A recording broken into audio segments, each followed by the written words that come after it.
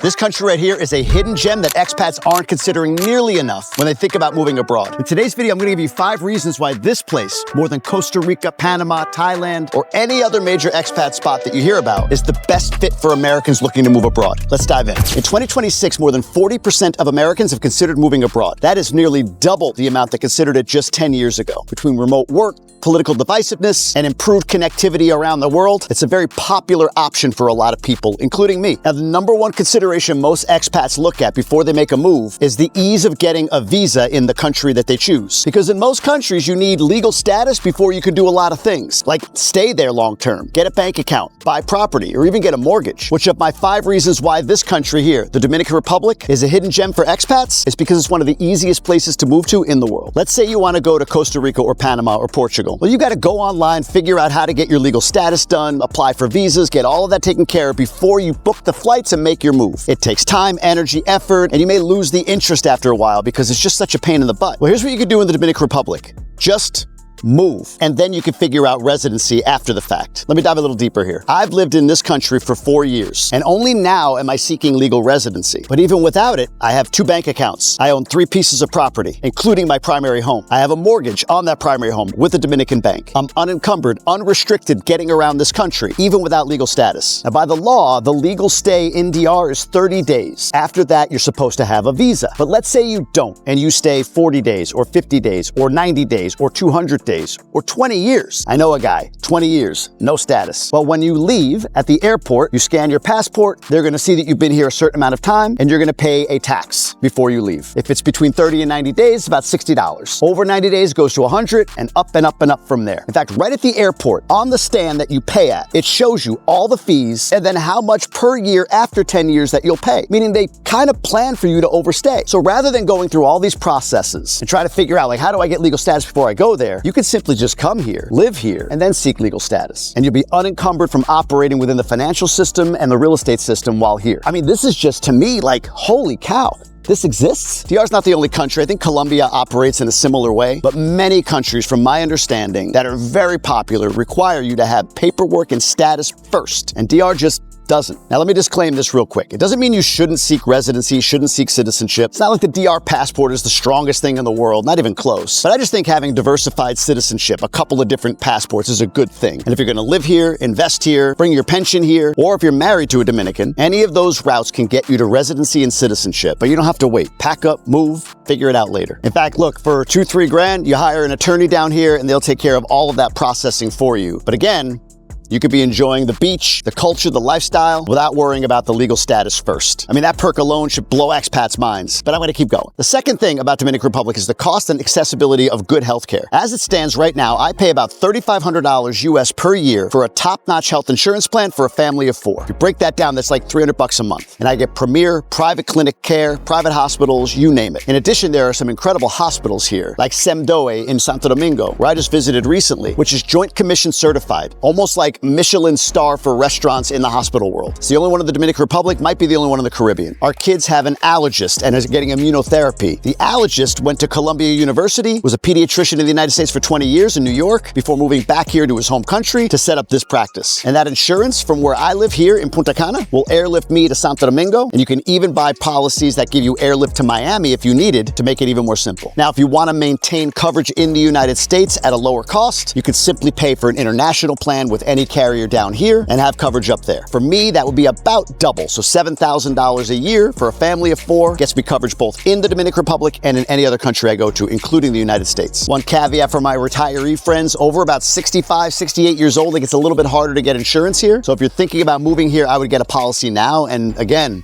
you could do this without status. And if you need help with insurance or even an attorney for residency and citizenship based on point 1, you can click down below or go to jamiegruber.com/referrals and get connected to different providers like an insurance broker, an attorney, mortgage broker, you name it. All right, the third reason was important to me when I moved here, since a lot of my business interests are in the United States. It's so darn easy to get back there. Look, Punta Cana is the biggest airport, and there are multiple flights per day to New York, to Chicago, to Detroit, Miami, you name it. Door to door to New York City from here is about 4 hours. To Miami, 2. And you can also get multiple flights out of Santo Domingo, Santiago, Puerto Plata, different airports around the country. I can't tell you how many people I know that live here full-time, but go back to the United States maybe a week every other month in order to take care of their property, their business interests, visit family, whatever it might be. And in addition, specifically in Punta Cana where I live, the airport is very diverse, has a ton of flight options, even last minute. So if there's a health emergency for a family member you need to get back to, or friends want to come visit you last minute, it's super simple. Recently, there's been a ton of momentum in the Punta Cana airport around Customs and Border Patrol from the United States being set up here so that you can go through passport control in Punta Cana. So when you land in the US, you just go. Again, not done yet. It's been talked about for a long time, but it sounds like we're getting closer than ever to that happening. US-DR relations are on another level right now because the Dominican Republic is literally positioned in the region as one of the only spots without a ton of Chinese influence, that's got strong democratic principles, a growing economy, and doesn't have problems in Mexico like cartels and that sort of thing. That crime here is very low, it's very infrequent, it's easily avoidable. It's like any place, you go to the worst neighborhoods, you have the biggest chance of being a victim of crime, but it's really, really easy to avoid the worst neighborhoods. Or better said, it's kind of hard to get to them unless you really want to get to them. The myth propagated by resorts here is that you need to stay on the resort because it's not safe to leave it, which, yeah, if I'm a resort, I want you to pay me for the excursion. I want you to pay to come to my resort. If I'm the Uber driver, I want you to pay me to do it. I don't want you renting a car. I don't want you walking around. So when you hear that narrative as an expat or as even a visitor down here, just know this.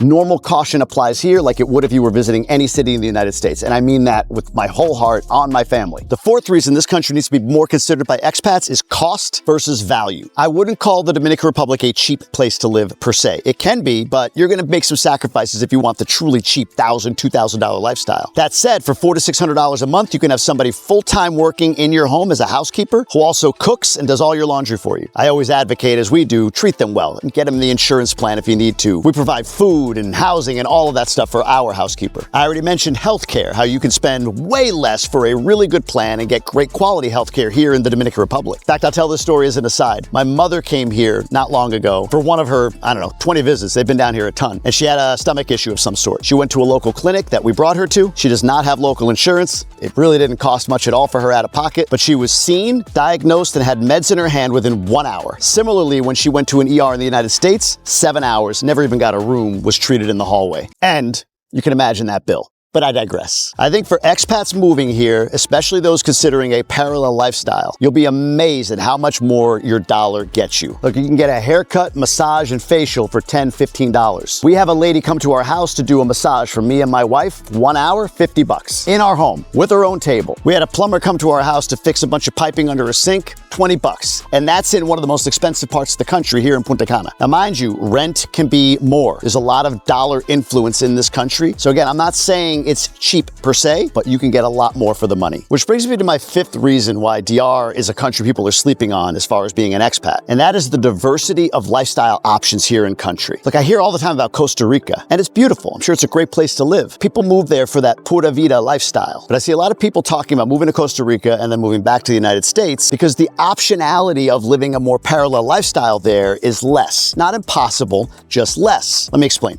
Costa Rica has, 4 or 5 million inhabitants. They get 3, 4 million visitors per year. So their infrastructure and space is set up in that way. It's spread out. It's more campo, as we would say here in DR. Beautiful mountains, beautiful landscape, lush, gorgeous, but also rainy and purely tropical. You can do that here in the Dominican Republic. There's those spots. But let's say you want an urban center, a bustling city where everything's walkable, top-notch restaurants, nightlife, the whole nine. Santo Domingo offers that and then some. It's a city of 4 or 5 million people with a ton of options in it, including too much traffic. That city's too big for you. You want a city life, but not quite as big. Great. Santiago, about 1 million people, well laid out, gorgeous, clean, safe. Even has a monorail coming in and the Teleférico to carry you around the city. Beautiful places like Camp David up in the mountains where you can dine and overlook the entire valley. Or maybe you want that beach bum lifestyle. You do this all the time. Cool. Go up to Cabarete, go to Las Terrenas. These are areas that offer that. Small towns, one road, truly beachy. But when you get sick of it and you want the combination of beach and town, you come to Punta Cana, where we're literally watching a city be built right in front of our eyes. There's stable electricity, never have a power outage, a modern, highly rated, top-notch, well-connected airport, tons of restaurants, bars, different neighborhoods and enclaves. Some are walkable, some you drive, some you just Uber, a downtown sector, and beaches like this one, Playa Blanca, some of the most premier in the world that we just